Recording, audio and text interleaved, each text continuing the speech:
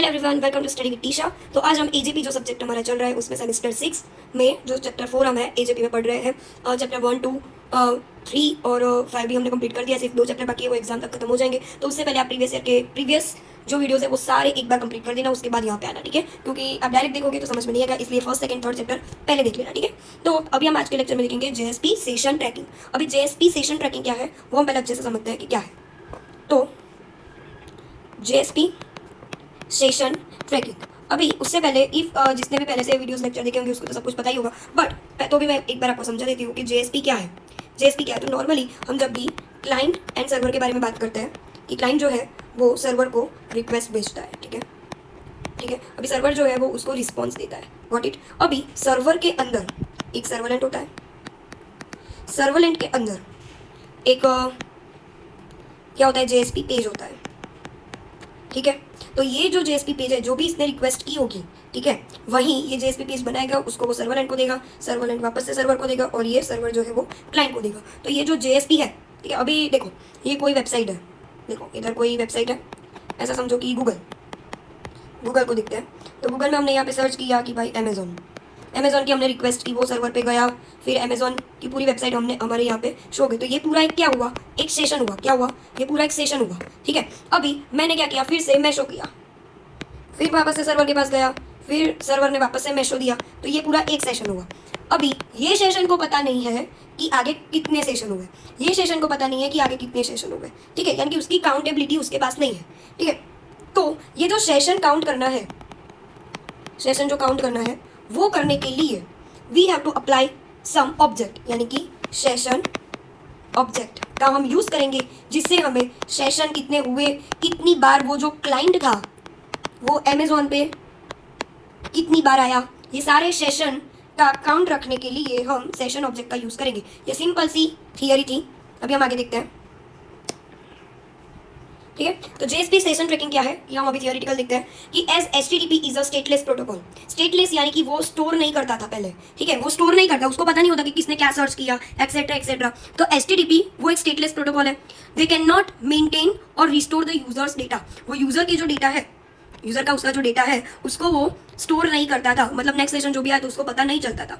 Hence to store the users data across multiple HTTP request the session tracking mechanism is used. अभी हमको वो जो sessions हो रहा है उसको हमें स्टोर कराना है, तो उसके लिए हम एक मैकेनिज्म का यूज करेंगे जिसका नाम है सेशन ट्रैकिंग, ठीक है? सेशन ट्रैकिंग का हम क्या करेंगे, यूज करेंगे। Got it my point? Now for tracking the session, अभी हमें सेशन को ट्रैक करना है, तो उसके लिए हम क्या करेंगे, हम लोग यूज करेंगे एचटीटीपी सेशन ऑब्जेक्ट का यूज करेंगे। जो मैंने अभी भी बोला कि सेशन जो है वो एचटीटीपी स्टेटलेस प्रोटोकॉल है, ठीक है? जिससे वो कुछ स्टोर नहीं करता था, पर अब मुझे स्टोर कराना है, दैट्स वाई मैं सेशन ऑब्जेक्ट का यूज करूंगी। Got it? तो नाउ एक second,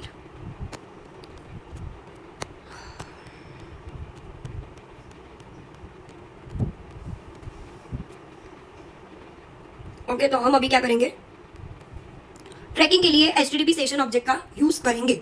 the new HTTP session object is instantiated for each new client automatically. जब जब न्यू क्लाइंट आएगा तब तक ऑटोमेटिकली ये ऑब्जेक्ट बनता जाएगा, जिससे हमें क्या मिलेगा, एक सेशन जितने भी हुए उसका एक जेएसपी डॉक्यूमेंट हमें मिलेगा। That use is the session object for tracking the session, ठीक है? जिसे हम ट्रैक करने में हमको आसानी रहेगी। Here's a complete JSP example, हम देखेंगे कि कैसे सेशन आया, कैसे उसने ऑब्जेक्ट बनाया, कैसे वो डॉक्यूमेंट में गया, ये सारी चीजें हम एक एग्जांपल प्रोग्राम लिख के देखेंगे। This example keeps track of how many times a user has visited the page during their session. यानी सेशन जब भी चल रहा था तब ये पेज पर वो क्लाइंट जो है, वो जो क्लाइंट है वो कितनी बार गया वो हम देखेंगे। तो उसके लिए एक कोड लिखना पड़ेगा, सेशन ट्रैकिंग का एग्जांपल। तो ये तो हमें पता ही है कि जावा में हम लोग ये यूज़ करते हैं। पेज लैंग्वेज हमने क्या लिखा कि भाई जावा की ये लैंग्वेज है, हमारा कंटेंट टाइप एचटीएमएल है, और यूटीएफ यानी कि वो ट्रांसफॉर्म करता है, दैट्स वाई, ठीक है? ट्रांसफॉर्म एक पेज इनकोडिंग UTF-8 का यूज़ करते हैं, यानी कि हम जब लिखते हैं तो वो हम सिंपल इंग्लिश में लिखते हैं, बट जो हमारा कंप्यूटर है, जो हमारा सर्वर है, वो सिर्फ कोडिंग लैंग्वेज सीखता है। तो ये जो UTF है वो उसको इकोडिंग कर देगा, ठीक है? मतलब ट्रांसफर कर देगा कोडिंग लैंग्वेज में, मतलब यानी कि 01 लैंग्वेज में, सॉरी, बाइनरी कोडिंग में। Get a session object create one if doesn't exist, यानी कि अब हम क्या करेंगे, एचटीटीपी सेशन बनाएंगे। HTTP session is equal to request करेंगे कि भाई मुझे कोई एक सेशन दो, तो उसमें मैं फाइंड करूंगी कि भाई कैसे वो एक पेज पे कितनी बार आया। तो पहले मुझे एक सेशन दो, तो मैंने वो सेशन पहले लिया। अभी जब भी मुझे कोई रिक्वेस्ट करनी होगी तो याद हो तो हम गेट पोस्ट का यूज करते थे, पर ये मुझे ब्राउजर से मंगानी है, दैट्स वाई हम लोग गेट का यूज करेंगे, वरना पोस्ट होता तो वो डायरेक्ट बॉडी में हो जाता। ठीक है, ये सारी चीजें मैंने 4th चैप्टर के स्टार्टिंग में आपको समझाई थी, तो पहले वो एक बार देख लेना। तो पहले तो हमने एक सेशन को मंगाया, उसके बाद हमने क्या किया, वो सेशन कितनी बार वो जो क्लाइंट था उसने कितनी बार विजिट किया है, तो विजिट करने का काउंट हमें देना पड़ेगा। काउंट यानी कि इंटीजर, तो हमें इंटीजर का एक ऑब्जेक्ट बनाना पड़ेगा। तो integer visit count is equal to integer session and get attributes visit count, यानी कि विजिट काउंट इफ हमारा 0 नल हुआ तो विजिट काउंट हम क्या लिख देंगे 1, क्या लिख देंगे 1, एल्स हम विजिट काउंट प्लस प्लस कर देंगे, यानी कि एक से ज्यादा हुआ है। ठीक है, एक बार तो आएगा, सेशन एक बार चला है, पॉइंट टू बी नोटेड ही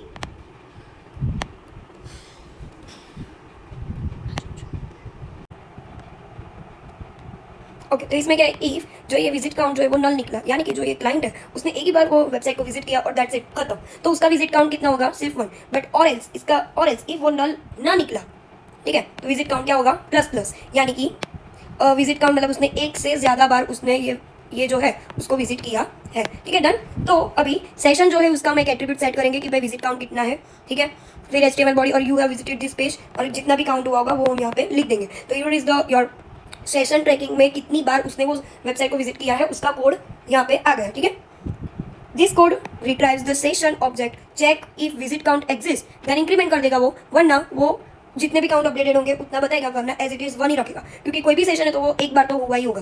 ठीक है, so that's why. Now JSP object scope क्या है, इसमें 4 चीजें, तो पेज, रिक्वेस्ट, सेशन और एप्लीकेशन स्कोप। ठीक है, ये हम अच्छे से समझते हैं। पेज, रिक्वेस्ट, सेशन क्या है, पहला तो पेज है, फिर क्या है, सेशन है। ठीक है, और दूसरा क्या था, एप्लीकेशन स्कोप एंड रिक्वेस्ट है, और क्या है, एप्लीकेशन स्कोप। ठीक है, तो ये 4 चीजें हैं, 4 चीजें हमें समझनी है।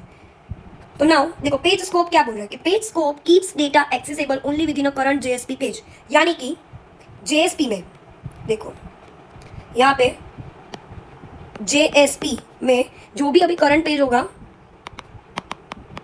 उसकी डिटेल्स को एक्सेसिबल करेगा ये पेज वाला थिंग। ठीक है, अभी क्या है, request allows data to persist across multiple JSP pages within a single request, यानी कि रिक्वेस्ट स्कोप की बात है।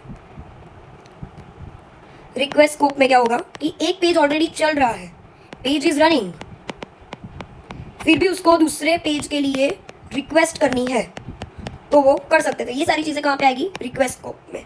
ठीक है, allows data to across multiple JSP pages को वो अलाउ करेगा कि आप चाहो तो सिंगल रिक्वेस्ट में उसको ला सकते हो। फिर आता है session scope, maintain data for a user session across multiple request.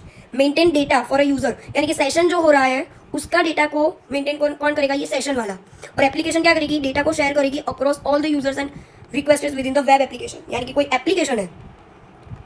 देखो, सेशन का क्या था कि जो भी सेशन है, एक सेशन में जितने भी डेटा है वो डेटा ट्रैकिंग के लिए हम लोग यूज़ करते थे, तो बस उसी के लिए ये सेशन में यूज़ होगा। फिर आता है एप्लीकेशन स्कोप।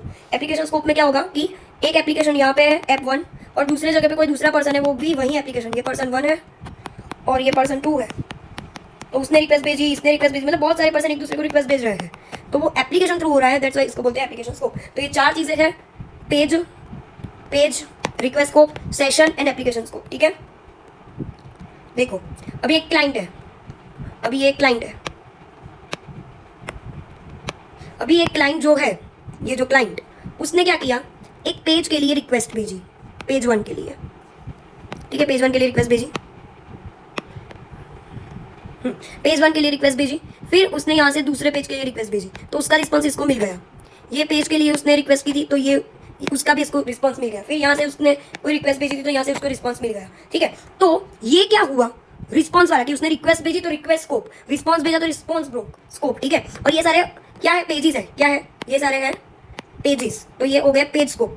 तो ये जो हुआ, रिक्वेस्ट आई और रिस्पॉन्स गया, तो ये पूरा क्या हुआ, हमारा रिक्वेस्ट वाला थिंग हुआ, ये पूरा रिक्वेस्ट वाला, ये भी रिक्वेस्ट वाला हो कि भाई रिक्वेस्ट आई और रिस्पॉन्स गया।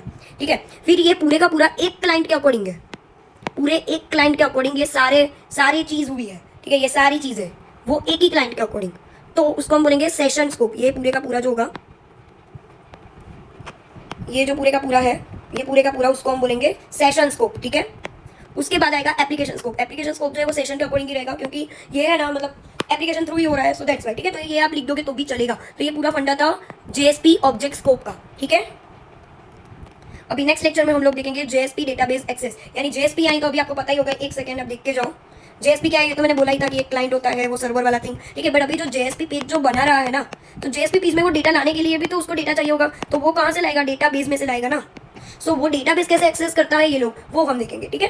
So thank you for watching, like share subscribe कर देना, और कोई भी डाउट हो तो स्टडी विद टीचर नेम पे मेरे इंस्टाग्राम है, उस पर आप मुझे डीएम कर देना, ये सारी चीज़ें आपको वहाँ से मिल जाएगी। अभी नेक्स्ट लेक्चर में ये बहुत मोस्ट इंपॉर्टेंट है, ये एग्जाम में 100% पूछेंगे, मोस्ट इंपॉर्टेंट थिंग है जो हम नेक्स्ट लेक्चर में देखेंगे, ठीक है। So thank you.